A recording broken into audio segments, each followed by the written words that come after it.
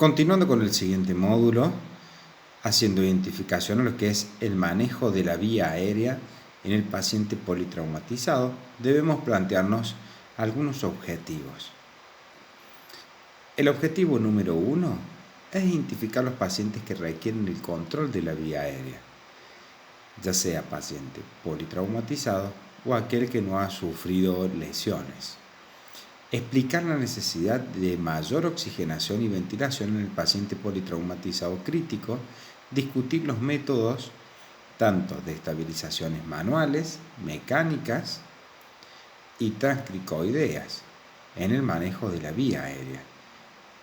Discutir los errores habituales en la ventilación en un paciente politraumatizado en el ámbito del prehospitalario. Partiendo desde una premisa que decimos que todo paciente politraumatizado tiene compromiso de la vía aérea o de su ventilación hasta que se demuestre lo contrario. Todo paciente politrauma tiene sed y no de agua precisamente, sino de oxígeno. Recordando que nuestro combustible natural por el cual nosotros vivimos es el oxígeno y la glucosa. Todo paciente politraumatizado se encuentra en un estado de shock que va a ir progresando, ya sea progresivo o compensado o shock descompensado. Uno de los primeros parámetros que se pone en alerta en nuestra maquinaria de la vida es la alteración de la respiración, un paciente taquipneico y un paciente con taquicardia. Son los primeros dos signos y síntomas que nosotros vemos en la evaluación de un paciente politraumatizado en el ambiente del prehospitalario como signos de alerta, que sus mecanismos de compensación se han puesto en funcionamiento. Por lo tanto, por eso es que decimos que todo paciente en el ambiente prehospitalario tiene sed de oxígeno. Todo paciente necesita oxígeno, rico al 100%. La evaluación y el manejo de la vía aérea en el ambiente prehospitalario tiene claves por lo cual uno debe estar atento a estas premisas. La primera es conocer la anatomía y la fisiología, por lo cual en actividades anteriores, en sus trabajos prácticos, tuvieron una primera premisa y un acercamiento a lo que era esto, más allá del material que se les ha facilitado, sobre el sistema respiratorio. Debemos conocer toda la anatomía, todo nuestro cuerpo, fundamentalmente en la vía aérea. Asociar los síntomas que va a dar este paciente en su dificultad respiratoria, en su taquipnea, en su bradipnea, en una vía aérea ruidosa. Saber qué herramientas de manejo son las más apropiadas para cada paciente. En este tema es el que vamos a describir en breve todas las maniobras para control y su manejo de la vía aérea. Recordemos que siempre nuestras herramientas, como decimos que la evaluación en el prehospitalario, hago hincapié en el prehospitalario porque esta capacitación es netamente prehospitalaria. Dijimos que es una ciencia y es un arte, una ciencia por lo cual debemos tener el conocimiento científico para poder aplicarlo a través del arte, del observar, el escuchar, el ocultar, el tocar y el sentir. Debemos estar atentos a los signos y síntomas que va a desarrollar mi paciente. Recordemos de esa lectura que decía que el que no sabe lo que busca no entiende lo que encuentra y no previene lo que vendrá, que es el shock descompensado más la posterior muerte del paciente. Un error que se comete es herramienta no adecuada para un paciente dado. Es realizar un procedimiento avanzado en un paciente al cual no lo necesita.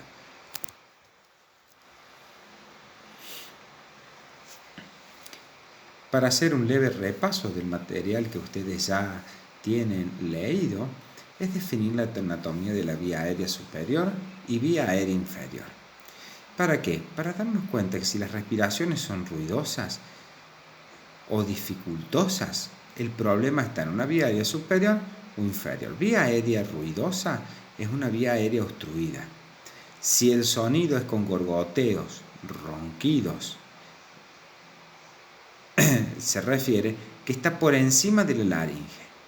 Los pacientes con pérdida de conocimiento pueden no tener el suficiente tono muscular para mantener la vía aérea permeable debido a que no es capaz de mantener su musculatura. Recordemos que la principal causa de obstrucción de vía aérea en un paciente inconsciente es producida por el gran peso de la lengua en la parte posterior. Se obstruye en la parte de la hipofaringe. Esa gran masa muscular obstruye nuestro caño natural porque nosotros respiramos. O sea que un paciente inconsciente no es capaz de mantener su tono muscular, por lo cual es una de las complicaciones y de donde tenemos que tener la habilidad para poder diagnosticarlo y poder resolver rápidamente antes de tener complicaciones. El estridor y el jadeo provienen de la laringe y por debajo de la laringe, yendo hacia vía aérea inferior. La vía aérea inferior comienza en su trayecto antes de ingresar a pulmones, empieza por nariz, boca, por la hipofaringe, laringe, por tráquea, hasta que ingresa a los pulmones, a través del bronquio fuente derecho, fuente izquierdo, para hacer su ramificación en los bronquiolos hasta llegar a los alvéolos, donde se produce el intercambio gaseoso.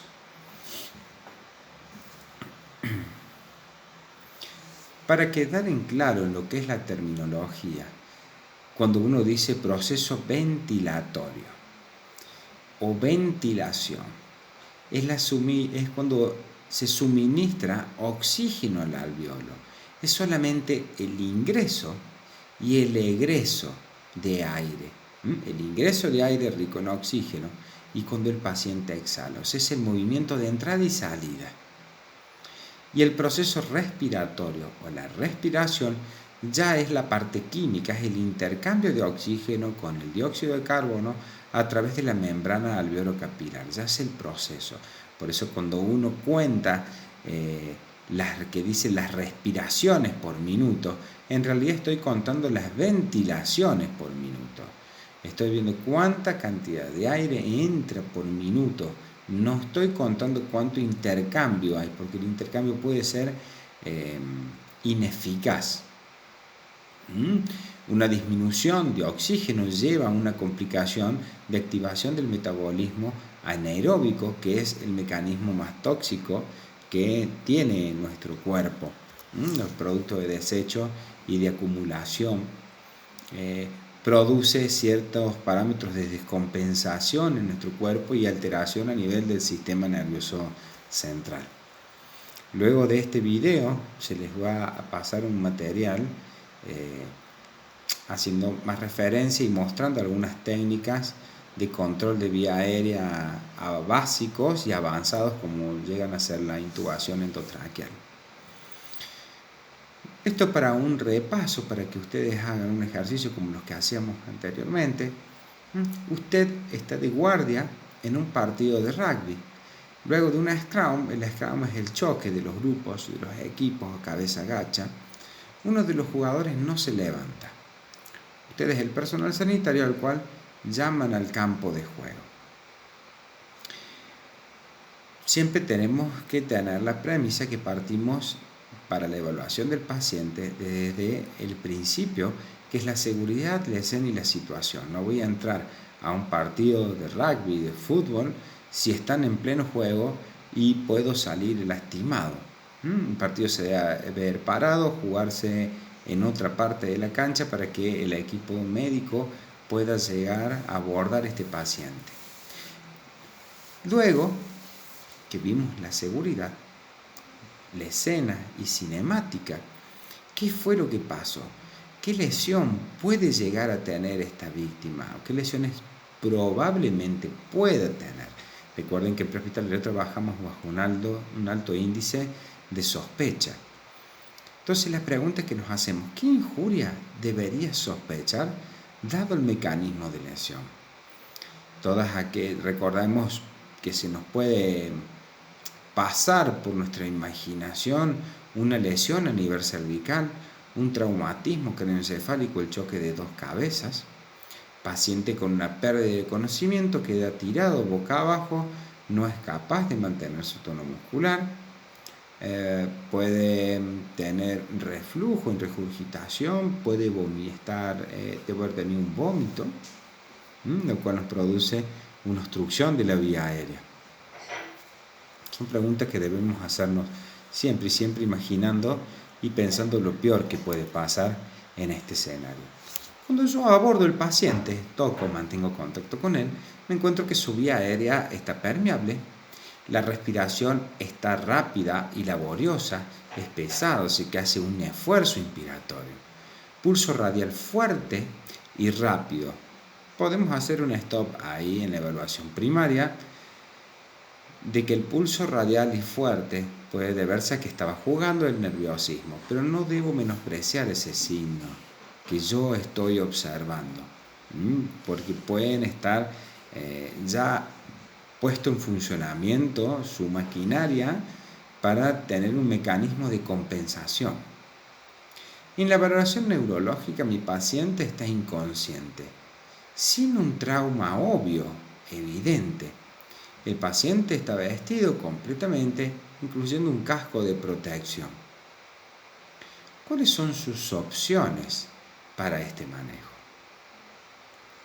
Recordemos que en evaluación global de 15 segundos detectamos si el paciente late y respira, si tengo paciente, si está consciente o si está inconsciente.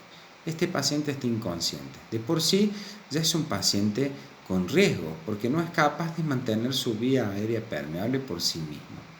Respiración laboriosa y forzosa, entonces y rápida, ataca una taquipnea. Aquí ya tengo alteración en el B, en la evaluación. Tengo alteración en el A ya que no es capaz de mantener permeable su vía aérea. Se obstruye por la hipofaringe con su forma anatómica. La respiración es laboriosa, sigo comprometido en la ventilación. El C también está comprometido.